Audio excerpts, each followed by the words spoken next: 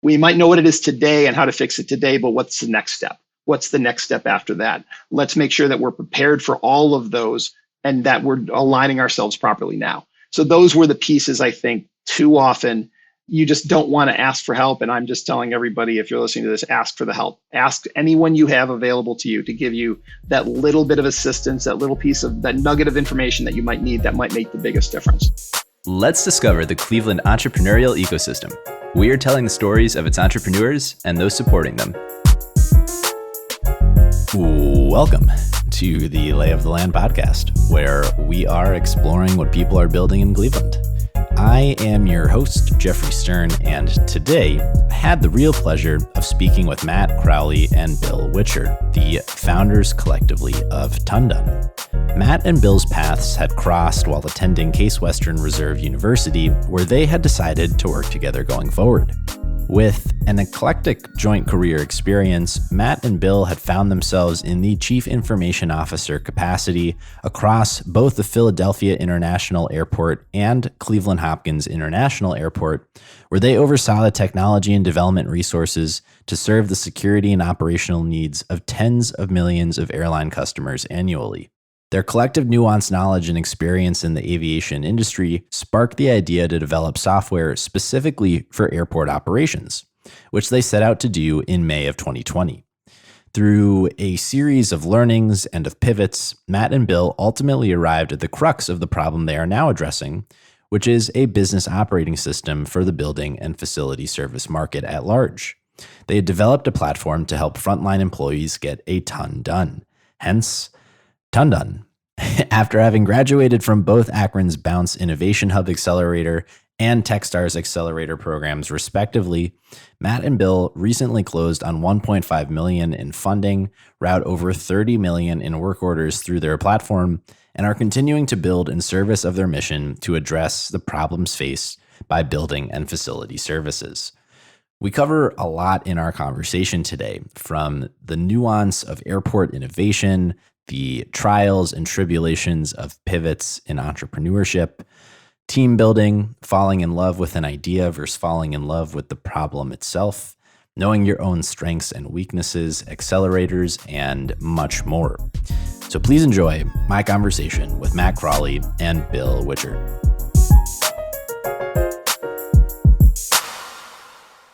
So first off, thank you both very much for coming on the show today. I know it's been a little logistical work in the making here, but I'm very glad we found the time, and I'm very excited to learn a lot more about the work that you two are doing together. Before we kind of dive into it and get into the heart of the work that you're doing, I'd love, because there are two of you, just if you could each briefly give a little introduction so folks tuning in can associate names with voices here, and then we'll go from there. Awesome. Well, appreciate being here. My name is Matt Crowley. I'm the CEO and co-founder, along with many other hats over at TonDon. And I'm here with Bill Wichert. I am the Chief Operating Officer and co-founder of TonDon. So I'm really excited to take part in this, and let's see where we go. Right on. So perhaps the best place to start is if both of you could just share a little bit, about your respective backgrounds and how your paths came to cross. Matt, I know from your perspective, you definitely have this kind of really fascinating breadth and diversity of experience across, consultant, government, Fortune 500s, now as a founder. I'd love to hear about the arc of your professional journey, and Bill, from your perspective as well, from the academic standpoint, how you two cross paths and kind of ended up working together in this way. Yeah, I guess my story is, all about, I don't know what I want to do when I grow up. So it's been, I went to school for computer engineering here at Case, decided to get out of Ohio for a little bit and worked out at Microsoft on the Internet Explorer team. Left my job, wrote a book, worked for a startup out in DC doing browser virtualization. And then went into IT management. I was done writing software for a while. I loved airplanes. So I got a dream job in my 20s as the chief information officer for Hopkins Airport. Luck of the draw. I don't know what it was, but had the opportunity to move back. I love Ohio. My family's here. And, it was just a sweet gig. So came back here, did that for a few years, moved to a bigger airport for a while. I was CIO for Philadelphia International Airport, and then decided that now it was time to go into entrepreneurship. And it was did a cybersecurity consulting company for a little while, and also around the same time is when we started what originally was Signal Cortex, and we can talk about that later of how horrible we are naming companies. But yeah, that's been kind of the arc. I would say it's more of a roller coaster of events and different parts of the theme park, if I could describe my career. But it's been a long and winding road. And for me, I think the similar idea, didn't know what I wanted to be when I grew up, but I got the opportunity to work for some amazing Cleveland area companies, whether it was Highland Software, Cleveland Clinic, Case Western Reserve. All of those provided some really interesting kind of different backgrounds and different understanding of different markets. And actually, at Case Western is where I met Matt. We were together in a class there and worked on a project, and then reconnected later when I was ready to leave academia and wanted to try something different, and actually came to work for Matt at Hopkins, and later took over as CIO when he left. So that's been kind of this process. I did follow him on to Philly when I was done at Hopkins. And it's funny that these have all kind of, we both have such very different backgrounds, but at the same time, a lot of similarities. So we always have something, similar to talk about whenever we, some kind of background or references that we need to discuss. So before we get to Signal Cortex and then TonDon, I would be remiss if we didn't take a brief layover and chat a little bit about, that whole experience at the airport in that, chief information officer capacity. I don't know, Matt, like you said, it does sound like somewhat of a dream job. I'd love to, discuss your interest in airplanes and airports, and, what that role actually entails, and some of the, unique business or otherwise things that you encountered with airport IT that, I think most of us probably don't get to think about on a regular basis. Yeah. So it's funny. There are, 500 and about 30 odd commercial, we call them Part 139 airports in the US. So when you think of like the Hopkins and the Philly and the JFK, there's 19,000 airports. You see them all over the place, but 530 of these kind of bigger ones. They're all, except for one or two pilots, government owned. No pun intended with pilots. There's some privately managed airports in the US, but they are very few and far between. So you get kind of the government work feel, the purchasing differentiation between private and public life, how things are run are a little bit different versus private industry. So you get kind of the fun interaction of dealing with private aviation companies, publicly traded aviation companies, hundreds of businesses that interact in an airport environment, and then the large government agency that runs it all. It's really like a city within a city. You have everything from a water department to an electric company to maintenance management, operations management. And like at Hopkins, I think they might be back at 10 million a year. But at the time, it was 8 or 9 million passengers a year. At Philly, Bill, correct me if I'm wrong, was it 55 million passengers a year? 30, 33, I think. It's just you have a large amount of people, and you have to somehow guide them from parking or busing or taking a train in, getting on their airplane, through all these, I guess, strange technology workflows that you wouldn't think of. So right. The draw of the aviation industry is you just get to play with everything, from bag belts to screens on the wall that tell you where to go, and advertising, music. It is a truly all-encompassing technology experience that you get to manage. And there's a reason to work there. I mean, again, it's the concept that you're working for a city at the end of the day, and you're helping the region, because the airports in each region are such huge economic drivers.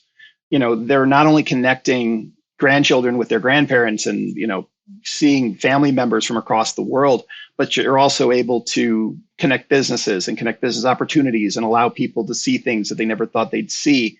And those things all take place there. So there's a larger space than just it's a business or it's just government. There's actually an output at the end of the day where you're really helping people connect, and it's the first place people see when they land in the city. It's like it gives them that impression, and you want to try to give them the best impression you can. Yeah, both the first impression and probably the last impression. Yeah. What were, just to go a little deeper on it, because I'm just curious, what were some of the most interesting, scale challenges that you have to think about in that role? Maybe security challenges.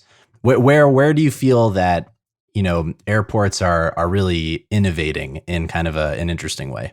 A lot of it has to do with, I think, especially when we were there, you don't see, you hand your bag off to someone and you really don't see the guts of what's going on. When I was there and Bill we were actually helping out with the new baggage handling system. And, you had gone from these rusty old bag belts and tons of people manually lugging these things around to robots on the other side of the wall that move bags around, throw them through x-ray machines. That was a extremely complicated build out that, airports are just light years ahead in terms of security screening and scanning. When you're comparing all their types of public venues, malls, stadiums, which an airport's very similar to, you have luckily the backing of the federal government and state government where we get these grants and opportunities to do it. Surprisingly too, like the passenger concessions, notification, signage, you're seeing a lot of airports customize signage even, where the aviation industry is using some of these new technologies, polarized light, being able to direct specific messages at specific people. So if you're standing at a different angle than me, looking at, we call them FID screens, flight information display screens. But if you're looking at some of these screens on the wall, it can send you a different message than me regarding your flight, just by knowing from your devices or who you are, what's tied to your travel itinerary. So I think with the whole passenger journey, the whole passenger experience, airports are just doing great jobs recently. I think the hardest thing, and I think you're seeing this with Mayor Bibb and all the changes he's trying to make at the city of Cleveland, it is still a government organization. So the wheels and gears of government sometimes slow things down considerably. I loved everyone at city council, but having to go in front of, the various committees all the time and not only build the budget at the airport, but also follow the traditional government protocol for managing budgets and expenditures was, I think, can, if not handled properly, can slow things down a bit. So, there are lots of good things and lots of more challenging aspects of working at the airport, but all in all, it's an experience that I wouldn't trade for anything else. And I would add for example, what we were looking at and researching at Philly was around, like, how do you do passenger tracking? How do you provide better wait times? They're able to look at the passenger journey and try to find how best to optimize or reduce, kind of the TSA wait times. Can we make them more accurate? Can we make them more representative so people know at what time it's going to get busier? When you show up to the airport, can we make sure that certain bathrooms are cleaner at a specific time because there's going to be more passengers there at that moment? Do we know where people are going and where they're not going, what concessions are using and not using? Those are the pieces that become massive build-outs and massive, these are just massive facilities. How do you manage? How do you dispatch people? How do you get them around? How do you send them to different places? How do you ensure that if there's a spill, that's cleaned up? How do you ensure that if there's an error or somebody falls, that somebody is addressing that immediately, even in these massive spaces? So those are all the kind of concerns and things that we were having to deal with. And those all, teeing it up, that's how it facilitated how we move forward with the entrepreneurial journey. So in this roller coaster of a career that you've both had, why at this point, with such a fascinating, evidently problem space that you get to work with and through the lens of an airport, why entrepreneurship? What are the questions that you two are beginning to ask? What vision do you begin to have for the future that inspires you to take that entrepreneurial step? It started when we were at Hopkins Airport. I think they still have it up there. They have the TSA wait times up on the screens. We had actually built that software internally when we were at the airport years ago. And, that was pretty unique for the space at the time. And then you started seeing like Metropolitan Washington Airports Authority. So over at Dulles and Reagan, they started building some of their own software for passenger facial recognition scanning. You started to see innovation programs open up at San Diego and Minneapolis, St. Paul. But at the same time, it's a great place to work and great industry to be in, but it can be a bit constraining because you're not a software company. You're not trying to build a business. You're trying to sustain an airport, ensure that you're bringing economic value to the city and the region you're in.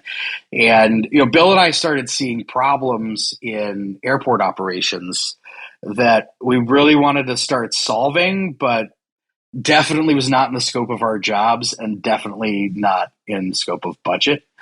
So I think that's where it stems from, is we just want to do a lot more things than we really could. And it's not that we didn't get support from the cities and our managers at the airport. It was mainly we just wanted to go beyond what we were doing. And Bill loves to tell the story about the problems we were seeing at some of the airports and operations. But it wasn't as if anybody was doing anything wrong in their jobs. You have a massive machine with lots of moving parts, lots of passengers. And when you have so many operational chess pieces, it's very hard sometimes to optimize things in such a way that you're building a super positive passenger experience.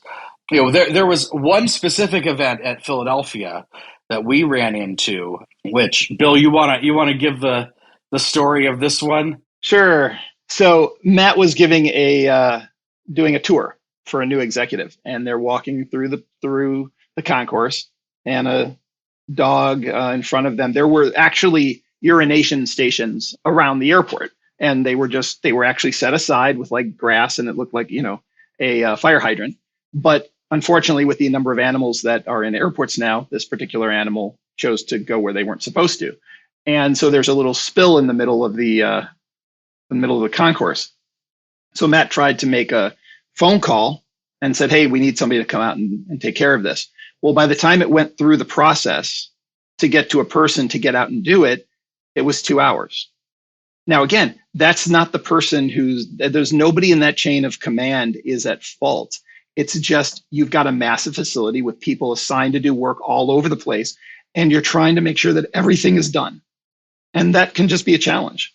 So that's one of those pieces where when we saw that, we said, there's got to be a better way to do this. There's got to be a better way. And not only does that work here at airports, but that's got to be the same problem with other places. And how many markets does that apply to? Yeah. And I think this is also where we had our first entrepreneurial failure, which was leading with the idea instead of the problem. And this also goes back to our original name of Signal Cortex. We had that incident. We would see flights, for instance, empty out, and someone had just cleaned a restroom or cleaned a gate area, and it's just trashed after a plane lands because you just have so many people, right? No one's fault. And then halfway through that group of passengers using an airport facility, they get upset. It's suddenly dirty. It's suddenly unmanageable, and it's a coordination problem. It's a communication problem. And we said, let's write a piece of software to fix this without ever talking to a soul. And so we, in our infinite wisdom, decided, let's write an app to do audio-based dispatching of airport facilities folks. No one ever wanted it. No one ever needed it. And it was the absolute wrong way to solve that problem that we saw. And that was our first, Bill, month and a half of life as a company. We said, first we had an idea. Let's go form a Delaware C Corp and just build it. And we built it, and no one cared. So if you're wondering, Signal Cortex, it was because it had to do with dispatching work via AirPods and using Siri to respond back how you either did the work or did not do the work or whatnot. But yeah, totally not scalable and uninteresting to any potential customer. And we did a lot of interviews after that, after we'd formulated it. And then we made some mistakes, which we learned later when we improved our kind of customer interview process, that we would lead people into the answer we wanted. And so when we'd talk to them about, is this the problem you're having? And they'd say, yes. Would this solve your problem? Yes. Great. We have the right solution for you. Well, we just told them what the problem was and told them how we were going to solve it, and they're not going to tell us no.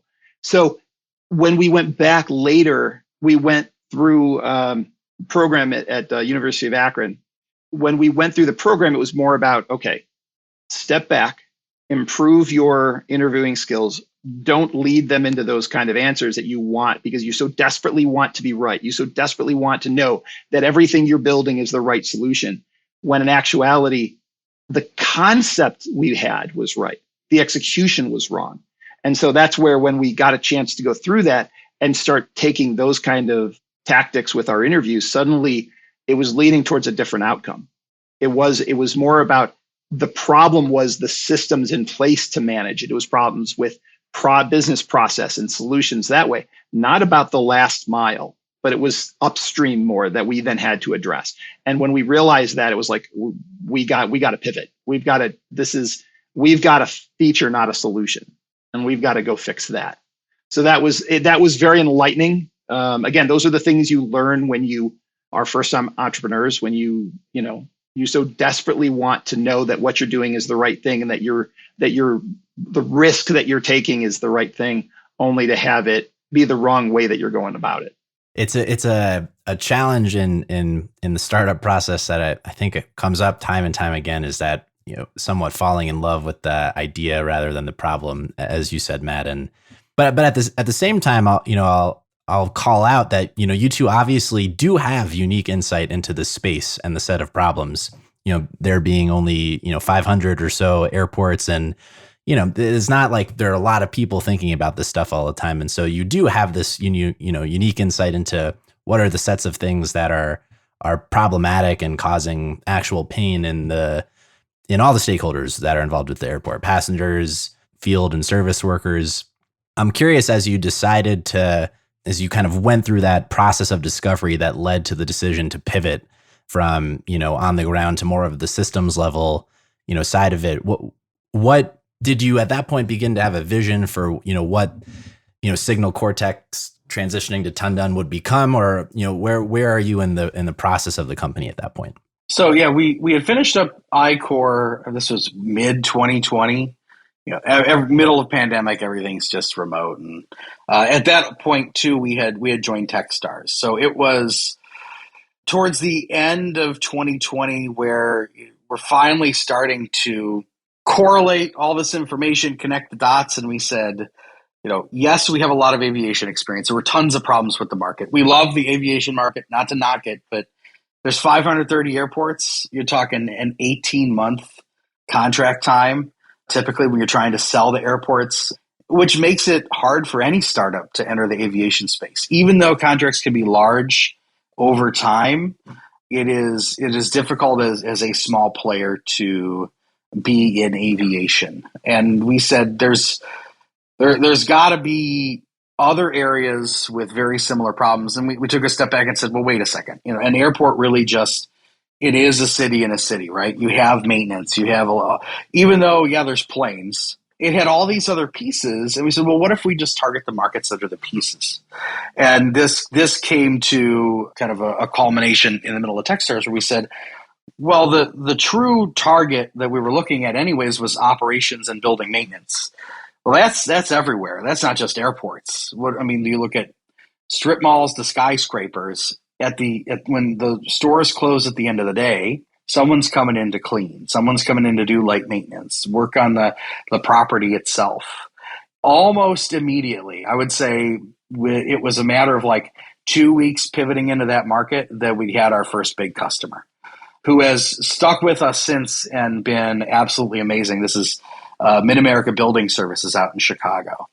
and they work on commercial properties. They clean them, provide maintenance services. I love to joke cold patch asphalt has become my favorite example of things I never knew that maintenance companies did. They did them at the airport, but again, we were a couple levels away from being deep in those operational sectors. So, it was kind of taking a step into what we were doing at the airport to find some other markets. And we were lucky enough, I would say, that we found a super related market that ended up being large enough that we wanted to pursue it, right? Like it was, you look at the building maintenance market in the United States, there's 1 million registered businesses in the US. Half of those are sole proprietorships, small businesses. But it's 5 million workers, 1 million businesses. It's a large market segment that's relatively unknown, right? Like when you go to Starbucks, there's no chatter during the day about the folks that had to come in at night, especially during COVID, and scrub the place down. So that's kind of the timeline and how we got to our current market. But I would say that everything we learned in aviation is 100% relevant to everything we're doing today. It's just slap some planes on it, and then you got an airport compared to every other building. And in Techstars, that was during that same time. I think what was important was that we iterated very quickly. That when we realized that we'd go through these interviews where we would talk to other entrepreneurs and we would try to pitch what we were trying to do. And you'd get a lot of those, I don't get it. I don't understand what you're trying to do, what problem you're trying to solve. And those are great questions or great kind of responses, because if you're not doing a good enough job of communicating what problem you're solving to somebody who doesn't know the market, you're not doing your job. You have to be able to easily, quickly help somebody understand what you're trying to build, how you're building it, where you intend to go. And we would iterate through this constantly and keep getting these, what are you going to do? How are you solving it? What is it going to do? And I think that made us really look inside again and say, is this the right fit? Is this the right thing? Let's go back through the data and see, is there something else? And I think that was a month of some of the deepest, soul searching we had to do. And when we finally kind of twisted it around and got back to the right answer, it was like, this is the right way to go. This is the right answer. We need to go in this direction. And then just went light speed, full speed ahead. And like Matt said, got our first customer a couple of weeks later. So with the first big break having really honed in on the right problem, what is TonDone? What is the nature of the work you're doing? How would you describe the company and the services that you're offering and the problem that you are solving? So we're the operating system for building maintenance companies. We try to be their heart and soul of the business operations, but in a way that supports a group of folks that their expertise is in really hard work and not technology workflows and all this other technical jargon. The folks that have run and built really successful companies in the space are really great maintenance workers, right? They're not out there with their MBAs. They're out there with their hands in their trucks and doing great jobs and working really hard to build their businesses. So we try to come in and, as they grow, bring some order to the chaos without being super complicated. We're an app the frontline employees can use to tell folks, hey, I'm out doing some work. They can get a list of the work they're supposed to do. They press one button to start their shift, one button to stop, and they get all the relevant information. And on the back end, it doesn't require a college degree or a doctorate to run the application. It's a pretty simple way of organizing the most complex parts of an operations focused business to be able to dispatch people, take in requests from customers, and just provide some really unique insights in the business without getting in the way. So we try to, again, bring everyone together in a way that is, you don't need a dedicated individual to manage the technology for your business. It's drop in and suddenly provide a really great way of mapping out folks and work. That all resonates quite a lot. I always, when I think about a product approach. The goal is to help people actually do their jobs better. It's not to teach them how to use a new system and software tool. There's only like so many walls people are willing to run through if it's actually going to help them do their job better. So that I like the philosophy.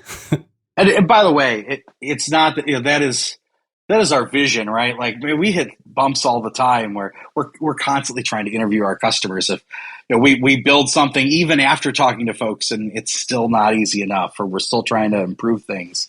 So this is I think a learning experience for us and everyone we work with. Of we're digging into every single business, finding ways to improve them and improve us.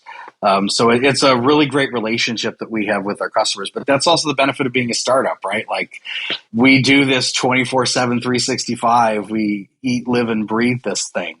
So it's kind of a great opportunity versus when you're working for a Fortune 500 or another company where the gears just turn a lot slower. So there's a lot of benefit to being agile at this point. And I'd be remiss to say it took a while, by the way, to rename our company. But so TonDone is get a ton done. So people was, well, how'd you come up with that? We spent days looking for domain names that were expiring. So That's hilarious. Well, and people would ask us, it was the number one question when we would talk to them in sales calls was, what's a signal cortex? And if you have to explain it, you're just like, they would just give you this glazed over look. And then we would come in and say, well, we're TonDone. We help you get a ton done. They're like, oh, that makes sense. Like, even if they don't fully understand what we do, the concept resonated and the wording resonated much more deeply than some vague, overly engineered title. So you had mentioned Techstars, a few programs that you had been involved with. I know recently you've closed on, I believe, $1.5 million in funding, all very exciting and great developments. With that, what does the company actually look like today? And I'd love to hear, in reflection, how, your involvement in some of those programs, Bounce, Techstars, how those relationships with those organizations have helped to, develop the company and support your growth throughout it. Yeah, I really need to make sure I highlight we've had a lot of local support. You had mentioned Bounce. We had mentioned Techstars already. Valley Growth Ventures led our round, and Jumpstart as well. And they continue, all of them, to provide mentorship. I mean, I pick up the phone even with any of our lead investors, and it's just folks that want to contribute every day to the business and are there to be mentors and guides and advocates for everything we're doing. So, the round obviously was great, but I think most importantly, it was really great people that we got to work with and that we still get to work with every day. The programs provided us, a really great way locally to get to know a lot of companies, build our customer base.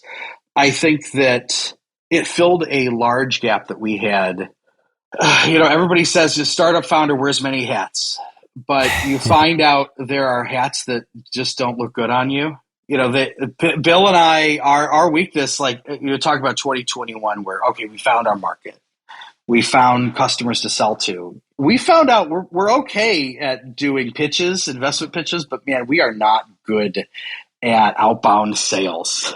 But we've gotten to learn how to do inbound stuff. And this formulated why we wanted to do our round in the first place, which was we started noticing all of these gaps. And you had asked the question, what does it look like now? I think it all had to do with 2021 was definitely a year of reflection for us in terms of admitting to ourselves that you do not want Bill or myself leading a sales call. We're really great having a conversation like this, but we are not that. We're not closers, so we get no coffee. So that was one thing we said. We're really good technically, right? Like Bill is awesome with customer success and getting people set up on the system. I'm a really good developer. I built the initial iterations with our product. I still help out with the team, but the thing that we really needed help on was business development reps, sales, and I think that's what formulated, okay, end of 21 when we got our lead, we got some term sheets. It was because we recognized kind of what our team looks like today of we have these gaps to fill. And even though a lot of times it's a harder sell when you're pitching that just tell people honestly, like, hey, we're having trouble selling. We knew why we were having trouble selling. And it's because we needed these experts. So that's kind of what our team looks like today. We have 9 folks on board.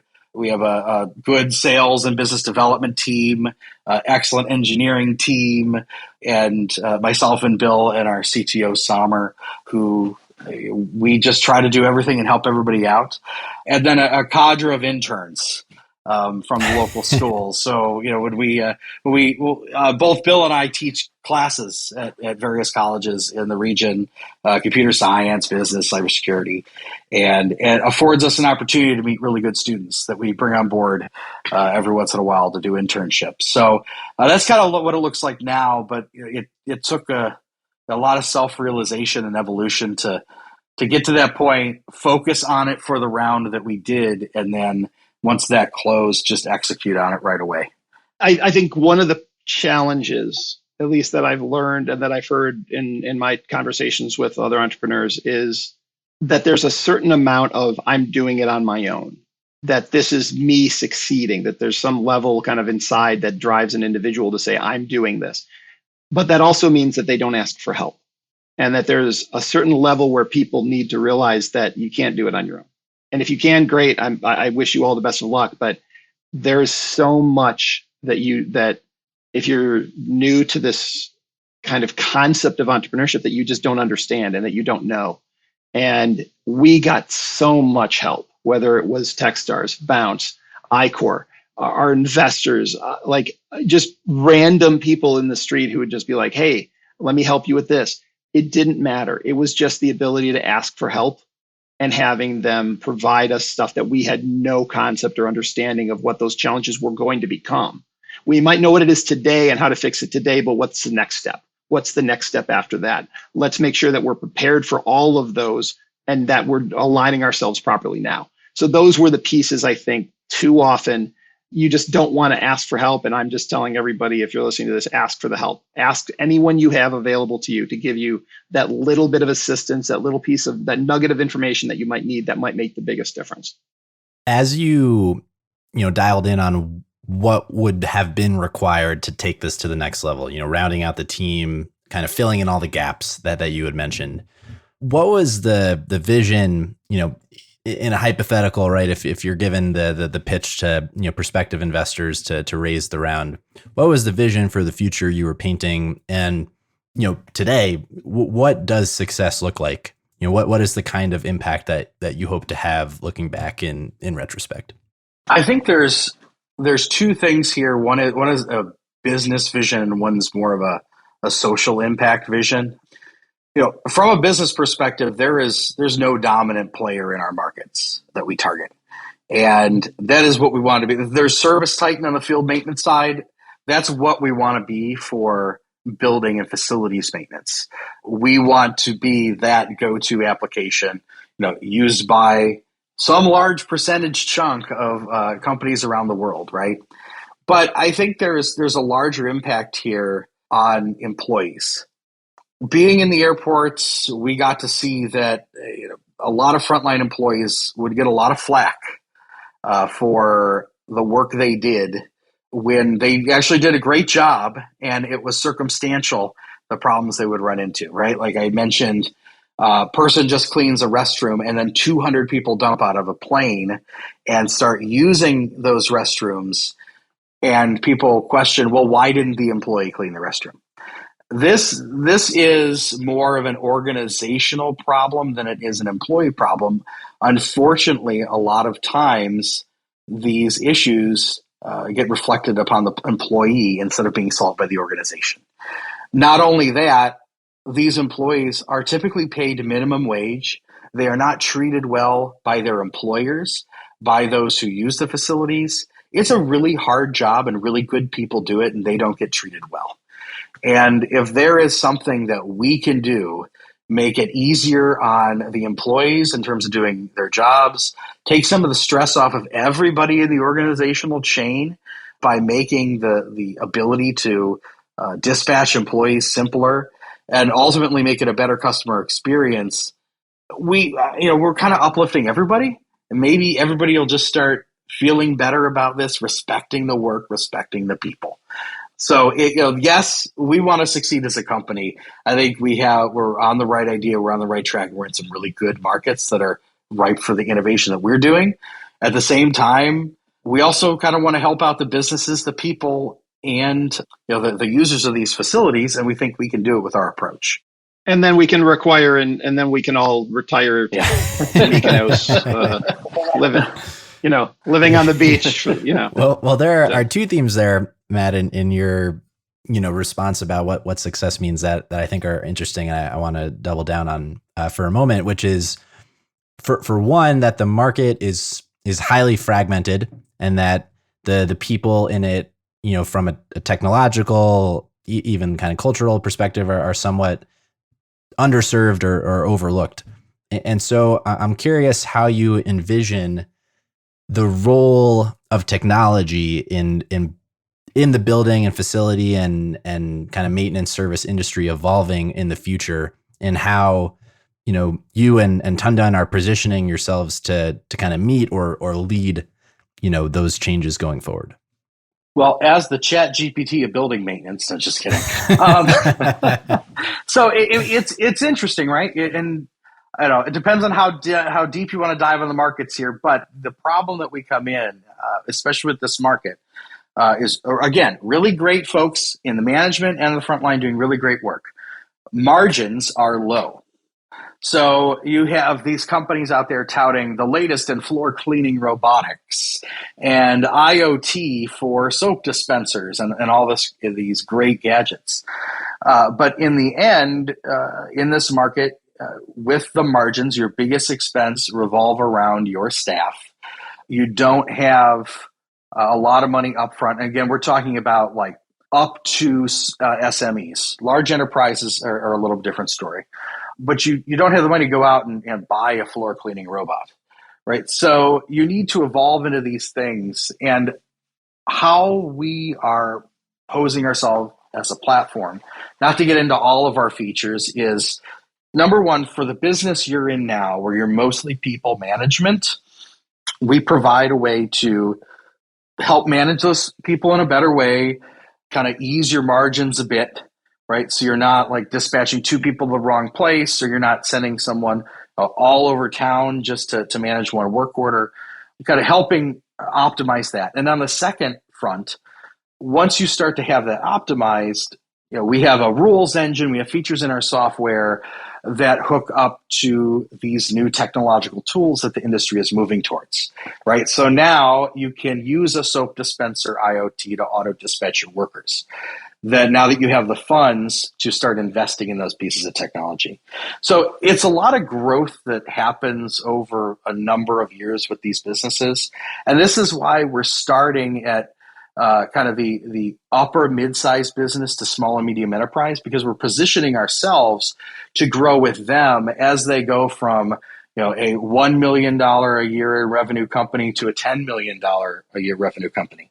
And that's where that transition occurs. So that's kind of the part of the market we're focusing on, is those 1 million a year in revenue and above companies that are looking to do that optimization. We help with that. And now we've positioned ourselves as a long-term partner as they move into some of that more intelligent technology. Yeah. And a lot of times, we really didn't hit on this with the last question, but I'll kind of tie these together. One of the major problems with the market is customer churn. So you've got a lot of businesses that are working really hard to grow their business, and they lose a customer because of a mistake or because of a miscommunication. And then that starts this kind of cycle of either stagnation or they start to lose revenue, which then results in potentially people's jobs being lost, even though they did nothing wrong. This goes back to that social impact. We want to not only help those individuals maintain their job, maintain stability, but also maintain stability in those businesses. And that's what this helps those businesses to do, and continues to, is that it's not just a piece of software you throw into your business and it solves all your ills. It solves a portion of what you need to have solved. so that you can grow your business, so that you can maintain a stronger business. And those are like, when we talk about long term, that's what we have to be able to do with these companies, is help them continue to grow. That it's not just about one piece or another, it's about the system working for their business and working for them as they continue down the path, and making sure that they continue to keep their customers happy and continuing to keep their employees happy. What are the things that keep you guys up at night when you reflect on, infinitely many challenges that you face trying to build a company? But what are the things that have you concerned that you're trying to work on, or are within your control, or maybe things outside of your control? Well, right now, I will say, we just had this conversation earlier. With our industry, there is no good time of day to deploy software. Middle of the night, you'd think it's perfect. Nope, that's when folks are working. Middle of the day, folks are working. So, we're like, when can we release the next version of our app? Maybe Monday at 7:30, 5 in the morning. So it's interesting as we've grown. We're again fighting this problem today of release cadences, lulls in the day that is common amongst customers. That is tough. I'd say that the latest challenge that we're tackling is, in the industry, like, you have folks that will manage the company, may speak a different language as their first language as the frontline employees. But we're working on features right now for managing kind of translations, which we're running into, what do you do with idiomatic expressions and things like this between frontline staff and management and customers. Those are our biggest ones. It really is, we know a lot about our businesses in terms of how they operate, how our customers are either gaining customers or churning customers, what their operations look like. But kind of digging into the nuances of communication and product lifecycle, I think those are the biggest challenges we're facing right now. On the flip side of that coin, when you're thinking about what comes next, what has both of you most excited, thinking about, maybe the next year, the next 5 years, what's coming down the pike? I think it's the growth of our mobile app. We have a lot of companies onboarded now, a lot of management using it, but we're starting to expand into franchises. So we're going from businesses with 500 people to businesses with 6,000, 10,000 spread over multiple subsidiaries. And meeting that demand is super exciting for me. We had one customer that is in a lot of the Home Depots and Ace Hardwares around the U.S. and Canada and Mexico, and that was our kind of first customer that really was serving multiple countries at 10,000 locations, and that was kind of the first scale challenge we had, and I'm looking forward to more scale challenges. So that's kind of exciting, and also ancillary markets. There is other markets that we're working on right now, which kind of follow the same pattern in terms of work, have very similar problems. This goes back to the interviews never stop. There are other markets that are heavy on frontline workers that need support, need some organizational support within their back office that we want to be able to serve. So that's coming up this year, and we're really excited about it because it's going to take us into the next 5 years of growth. For me, it's attending the conferences that we're going to be attending this year and talking and continuing that dialogue with our customers. As Matt and I have a pretty broad breadth of knowledge in different areas, but we're not experts in everything. Obviously, we've mentioned that before, like you need to ask for help. Well, we ask our customers for their help all the time, giving us suggestions on feature set, giving us insight into the challenges that they experience all across their business, not just with the things that affect our software. So better understanding of the challenges that they deal with mean that we can better prepare and better position our software for them, potentially make small changes that could actually help alleviate some of those potential concerns. Those are the things that I love, to get out and talk to these customers or prospective customers about what they're dealing with and where they're going, because those help lead us everywhere we're going to be going in the future. I mean, as you brought it back up, Bill, I'd love to kind of circle around some of the reflections and learnings. You mentioned asking for help. continuing the conversation with your customers. It doesn't end at the point of sale. What are some of the biggest learnings that you've taken with you as you've built and grown TonDone? Number one is be humble and don't. You need to take that constructive criticism appropriately, internalize it, understand it, change it, and move on. Don't take anything personally, because as Matt said, I had to sell for a year, and I'm not good at it, and I know I'm not good at that. They're good at other things, and I know I'm good at those things, and I need to focus on those areas, which is why when we raised the round, we were able to bring those staff in. But I think sometimes individuals will get too caught up in, I have to be the best in everything, that to be a leader, to be able to lead your company, that you have to be the best at everything. And that is absolutely false.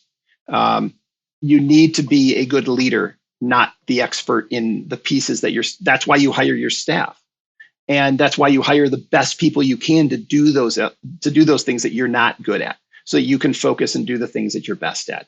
And so I think that's the piece, is always stay humble, learn from every mistake you make, because you're going to make a lot of them. And you need every time, all the time, improve, learn, iterate, improve, and just keep doing it over and over again. And eventually you get to this kind of place where you feel like, I kind of understand how this works now. But I don't think the learning ever stops. It's always going to continue. I would like to throw in there the 0th law of being a founder, which is you need buy-in from the people around you, aka your family and friends. So when Bill and I, right before this startup, we also were working on a cybersecurity consultancy. And the most important part of us starting our businesses was asking my wife, hey, I know we have like a 3-month-old son. Can I quit and take no income for a while? And by the way, we're living in Philadelphia, so can we also just move back to Ohio and upend our lives? So getting the actual permission, the moral support, the buy-in from the people that are closest to you, because the last 3 years of our lives, we've impacted everybody around us. Yes, sometimes very negatively. Just because it's long hours and low personal funding and eating ramen, and I can't make that decision on my own. So that was kind of the biggest learning was, okay, can I get everybody's buy-in for this? Because it's not just Bill and myself running a company. Everyone else is on this ride with us. So it was important. Yeah, I like the 0th law. That's good. Well, we've covered a lot of ground here so far. I do want to leave a little space before I bring up our traditional closing question that we ask everyone on the podcast. But are there any parts of the journey of your two respective stories, really anything that we haven't touched on yet that you feel is particularly important that you'd like to share? I always knew that I wanted to start a company. I had this vision and dream that it would somehow be a lot easier than it actually was. You're just like, oh, look at these people on Shark Tank. They're making, the collapsible bed that folds into a purse. That's such a great idea. And, it comes down to it's really, really, really hard. It is such a huge investment that should never be taken lightly, except my Etsy shop. I'm very proud of my Etsy shop, and that was super easy. So, I actually have one that kind of goes off what Matt said. It's about the social networking. I think too often, I said you don't ask for help. Well, you don't build your network out. Too often, you're building it late, or you don't attempt to build it, or you don't try to build it forward, and that's where all the follow-up and things that happened later happen. How were we able to connect with investors on the West Coast? We didn't know them. We were able to leverage a connection for another connection to get to the people we needed to talk to. So build that relationship, build the connections you need across all the region, because if you don't have those connections, you're not going to eventually connect to the people that you want. We have amazing connections through Techstars, amazing connections through Bounce. all the people we meet build out that network to be able to get us to where we needed to be. And without them, we wouldn't have closed the round. We would not have been where we're at today. Those, again, just the network. These are just people that you can just hit on once in a while. Just say, hey, by the way, any issues, anything I can help you with? Building that out was absolutely critical. And we continue to do it now. We try to go to events just to be able to give back a little bit to people who have helped us all the way along the way. That's one, you know what, Bill? It takes a village to raise a startup. There you go. That's the soundbite right there. Yeah. That's awesome. Matt, what are you selling in your Etsy store? You know what? I wrote this Python script to auto-generate crossword puzzles and Mad Libs and stuff for holidays. So Nice. It basically just my script like auto-generates like, you know, Christmas crosswords, and I did it as a joke until people started buying it. So it's kind of fun. It's one of those things every couple months. I'm like, maybe I should do something for July 4th. That'll come up next, and I'll run the script a few times. So yeah, it's nothing like, you know, no awesome beading or knitting or anything. It just goes back to what can I do that's really easy. Yeah, I like that. Awesome. Thank you both for your perspective there. I'll bookend it here with our traditional closing question, which we'll tie it back to Cleveland, is for not necessarily your favorite thing in Cleveland, but for something that other folks may not know about, that perhaps they should. Hidden gems in Cleveland and in the area. I will jump on it while Matt thinks, because he's going to have much better options than I will, because he does a lot more things than I do. I'm going to pick something that goes with where I went to high school. So I was living in Valley View and went to high school at Cuyahoga Heights. And the towpath, the entire path going down, I mean, they've extended it all the way into downtown. The ability to just take that all the way out to Peninsula and just either ride a bike or walk, or, you know, take the train, you know, the railway out to, you know, Hale Farm and Village or any of those things. Those are such amazingly different things that if you don't spend any time there, you have no idea that they're even there, but you're literally just walking along this historic route that really helped commerce thrive in this region. And then you're like, wait, I'm just out here on my bike.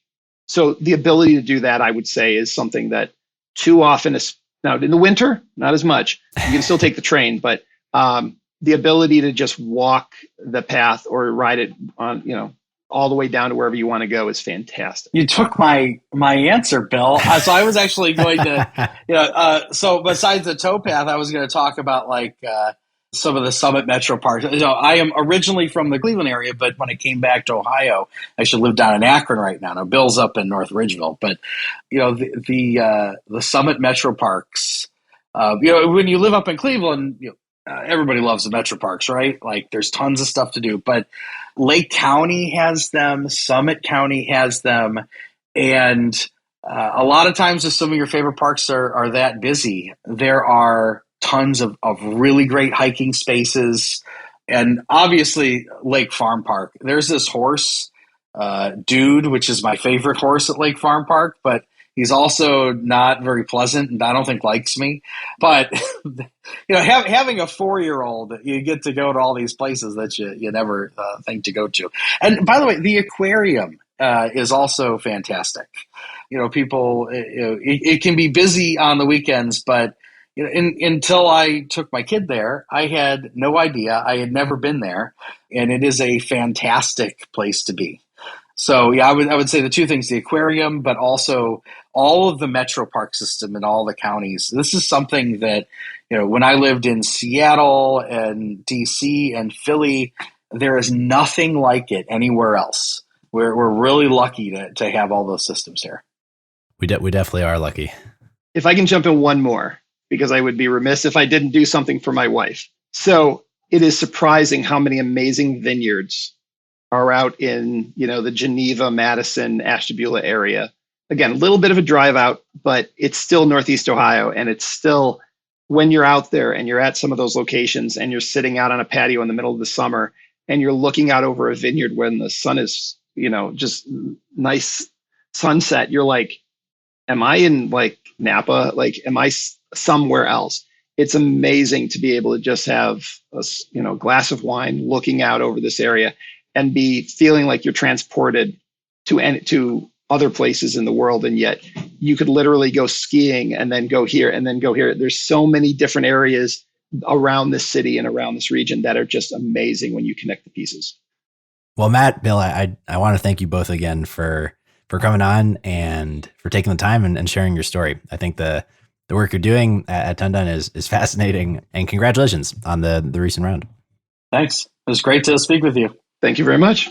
If folks had anything that they wanted to follow up with you about, what would be the best way for them to do so? Email's usually best, Matt, M-A-T-T, at TonDone.com, or Bill, B-I-L-L, at TonDone.com. Best way to reach us. Awesome. Well, thank you again. Really appreciate it. Thank you. That's all for this week. Thank you for listening. We'd love to hear your thoughts on today's show. So if you have any feedback, please send over an email to jeffrey@layoftheland.fm or find us on Twitter @podlayoftheland or @sternhefe, Jefe. If you or someone you know would make a good guest for our show, please reach out as well and let us know. And if you enjoy the podcast, please subscribe and leave a review on iTunes or on your preferred podcast player. Your support goes a long way to help us spread the word and continue to bring the Cleveland founders and builders we love having on the show. We'll be back here next week at the same time to map more of the land. The Lay of the Land podcast was developed in collaboration with the Up Company LLC. At the time of this recording, unless otherwise indicated, we do not own equity or other financial interests in the company which appear on this show. All opinions expressed by podcast participants are solely their own and do not reflect the opinions of any entity which employs us. This podcast is for informational purposes only and should not be relied upon as a basis for investment decisions. Thank you for listening, and we'll talk to you next week.